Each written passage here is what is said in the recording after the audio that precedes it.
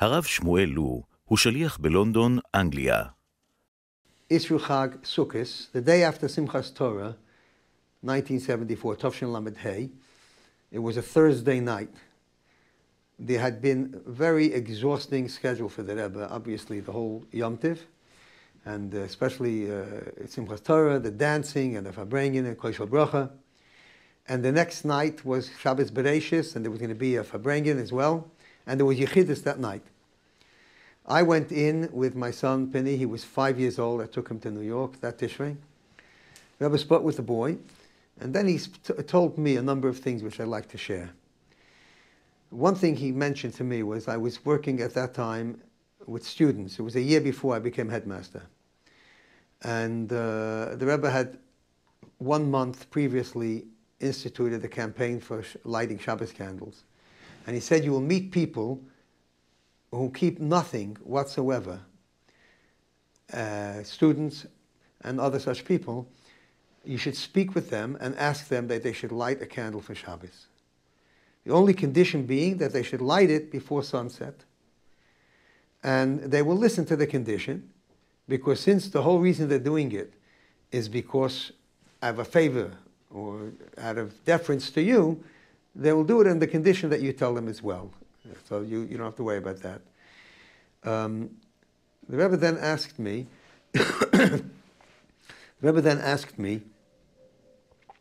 if I had heard from a certain person, a communal figure, recently. And I said, it happens to be I did, because I met Rabbi Bernhard from South Africa. At that time, he was not yet a Lubavitcher. I met Rabbi Bernhard. I knew him from South Africa. And he told me that he had met this person, and this person had very strongly criticized the Rebbe for his stance on the who is a Jew issue, about the law of return and the whole idea of Jewish identity, and on Soviet Jewry. And the Rebbe told me the reason that he says this is because somebody emitzet him auf mir ongeret al lashon hara to gorem motzi shemra. Somebody has told him something negative about myself that I criticized him. And the Rebbe said, Ich red nicht wegen Menschen, ich red wegen Shittas. Told me, I do not speak about personalities, I speak about ideas. And it's only because this person had given him the impression that I gave a personal attack on him. I might have spoken against things, implicit. In my mind, as the Rebbe is saying this, I said to myself, this man is the Rebbe, the leader of world Jewry, who's totally dedicated. Not only that, he's the best friend I have in the world. As a friend, somebody who's totally dedicated to you. And I decided, it's all within a split second. In that split second, I said to myself, as soon as I get back to England, I'm going to make an appointment with our communal figure and straighten this all out. As I'm thinking it, the Rebbe says, it's not a good idea that you should tell him that I told you about this.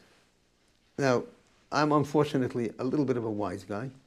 And in my own mind, the next second I said to myself, I'll get somebody else. I was desperate, to clear that person shouldn't have a negative feeling about the Rebbe. And I started thinking, I'll get Rabbi Vogel to go. And as I'm thinking, it's all within a second. The Rebbe says, it's not a good idea, you should ask somebody else to go and speak to him. Because I'm talking about something which was said at a private conversation, and that's not the point, he said. What the Rebbe said is, what the point is, that there are 613 mitzvahs in the Torah. One of them is mi-Yehudi. If this person will not work with us on mi-Yehudi, let him work together with us on the 612. And for me, that was not just a specific. He spoke to me about how to become close to that person and how to befriend him and how positive he was and his family and how they can be forces for good, and let's look for the unifying force. To me, this was a directive in life generally. Look always for that which you have in common with the other person and build that up. And through that, you'll be able to achieve your goals rather than having to fight battles.